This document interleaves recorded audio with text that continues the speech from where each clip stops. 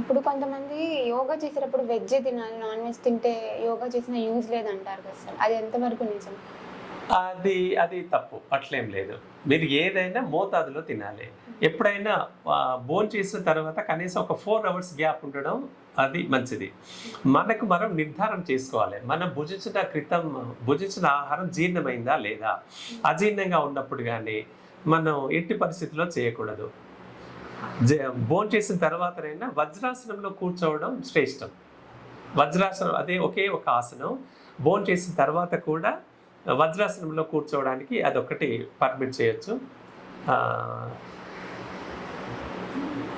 ఆరోగ్యానికి మంచిది. డైజెషన్ ఈజీగా అవడానికి కూడా దోహదపడుతుంది. ఇప్పుడు మిగతా ఆసనాలు వేస్తే కనుక అంటే ఇప్పుడు కంప్లీట్గా లంగ్స్కి వచ్చే బ్రాంకైటిస్ కావచ్చు, ఉబ్బసము, ఆయాసం కూడా బాగా ఈ సమస్యల నుండి ఉపశమనం కలుగుతుంది. మెయిన్ అది.